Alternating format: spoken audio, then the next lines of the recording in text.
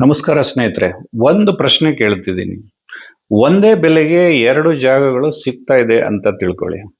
ಒಂದು IT. Corridor ಹತ್ರ ಇದೆ, ಇನ್ನೊಂದು ನಗರದಿಂದ ಬಹಳ ದೂರ ಇದೆ. 10 ವರ್ಷಗಳ ನಂತರ ಯಾವ ಜಾಗಕ್ಕೆ ಬೆಲೆ ಜಾಸ್ತಿ ಆಗ್ಬೋದು? ಈ ಪ್ರಶ್ನೆಗೆ ಉತ್ತರ ತಿಳಿದರೆ ನಿಮ್ಮ ರಿಯಲ್ ಎಸ್ಟೇಟ್ ಹೂಡಿಕೆ ಜೀವನನೇ ಬದಲಾಗುತ್ತೆ. ಆದ್ರಿಂದ ಈ ವಿಡಿಯೋವನ್ನ ಕೊನೆಯವರೆಗೂ ನೋಡಿ. Why IT. Corridor matters. ಭಾರತದಲ್ಲಿ ಬೆಂಗಳೂರಿನಂತಹ ನಗರಗಳಲ್ಲಿ ಸಾವಿರಾರು ಉದ್ಯೋಗಗಳು ಪ್ರತಿ ವರ್ಷ ಸೃಷ್ಟಿಯಾಗ್ತಾನೆ ಇದೆ. ಎಲ್ಲಿ ಉದ್ಯೋಗಗಳಿರುತ್ತೆ ಅಲ್ಲಿ ಜನ ಬರ್ತಾರೆ. ಜನ ಬಂದ್ರೆ ಬೇಡಿಕೆ ಸಹ ಹೆಚ್ಚಾಗುತ್ತೆ ಅಲ್ವಾ?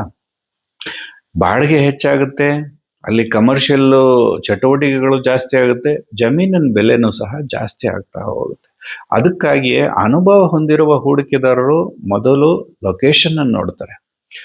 ಸಿಂಪಲ್ ಎಕ್ಸಾಂಪಲ್ ಏನಂದ್ರೆ, ಒಬ್ಬ ವ್ಯಕ್ತಿ ಐ.ಟಿ. ಕಾರಿಡಾರ್ನಲ್ಲಿ 2015ರಲ್ಲಿ ಒಂದು ಸೈಟ್ ಖರೀದಿಸಿದರೆ, ಇನ್ನೊಬ್ರು ಅದೇ ಮೊತ್ತಕ್ಕೆ ದೂರದ ಪ್ರದೇಶದಲ್ಲಿ ಸೈಟ್ ಖರೀದಿಸಿದ್ದಾರೆ. 10 ವರ್ಷದ ನಂತರ ಐ.ಟಿ. ಕಾರಿಡಾರ್ ಇರುವ ಸುತ್ತಮುತ್ತ ಹೊಸ ಕಂಪನಿಗಳು ಬಂದವು, ಶಾಲೆ ಆಸ್ಪತ್ರೆಗಳು ಬಂದವು, ಮೆಟ್ರೋ ರಸ್ತೆ ಅಭಿವೃದ್ಧಿ ಆಯಿತು, ಅಲ್ಲಿ ಬಾಡಿಗೆನೂ ಹೆಚ್ಚಾಯಿತು. ಫಲಿತಾಂಶ ಏನು? ಆಸ್ತಿ ಮೌಲ್ಯ ವೇಗವಾಗಿ ಜಾಸ್ತಿ ಆಗ್ತಾ ಹೋಯಿತು. Why should we bias check? ಅಂದ್ರೆ ಜಾಗ ಖರೀದಿಸುವ ಮೊದಲು ಈ 6 ವಿಷಯಗಳನ್ನು ಯಾಕೆ ಪರಿಶೀಲಿಸಬೇಕು? ಐ.ಟಿ. ಪಾರ್ಕ್ ಎಷ್ಟು ದೂರದಲ್ಲಿದೆ? ಹೊಸ ಕಂಪನಿಗಳು ಯಾವುದಾದ್ರೂ ಬರಲಿವೆಯಾ? ಮೆಟ್ರೋ ಅಥವಾ ರಿಂಗ್ ರೋಡ್ ಯೋಜನೆ ಏನಾದರೂ ಇದೆಯಾ? ಶಾಲೆ ಆಸ್ಪತ್ರೆ ಮಾಲ್ ಹತ್ತಿರದಲ್ಲೇ ಇದೆಯಾ? ಸಾರ್ವಜನಿಕ ಸಾರಿಗೆ ಸೌಲಭ್ಯ ಹತ್ರ ಇದೆಯಾ? 10-15 ವರ್ಷಗಳಲ್ಲಿ ಅಭಿವೃದ್ಧಿಯ ಸಾಧ್ಯತೆಗಳು ಏನು? ವೆರಿ ಇಂಪಾರ್ಟೆಂಟ್ ಏನಂದ್ರೆ, ಒಂದು ವಿಷಯ, ಐ.ಟಿ. ಕಾರಿಡಾರ್ ಇದ್ರೆ ಅಲ್ಲಿ ಜಾಗನ ಬೇಗ ಖರೀದಿಸಿ. ಈ ದಾಖಲೆಗಳನ್ನು ಪರಿಶೀಲಿಸೋದು ಮರಿಬೇಡಿ.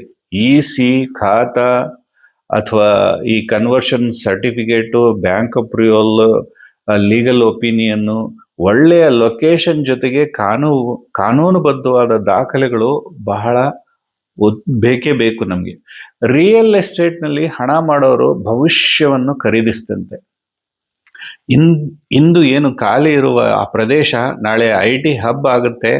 ಅದರಿಂದ ಅಭಿವೃದ್ಧಿಯ ದಿಕ್ಕೇ ಬದಲಾಗ್ಬಿಡುತ್ತೆ. ಒಂದು ವಾಕ್ಯ, ಈ ಮಾತು ನೆನಪಿಡಿ: ಉದ್ಯೋಗಗಳು ಹೋಗುವ ಜಾಗಕ್ಕೆ ಜನ ಹೋಗ್ತಾರೆ, ಜನ ಹೋಗುವ ಜಾಗದಲ್ಲಿ ರಿಯಲ್ ಎಸ್ಟೇಟ್ ಮೌಲ್ಯ ಹೆಚ್ಚಾಗುತ್ತೆ.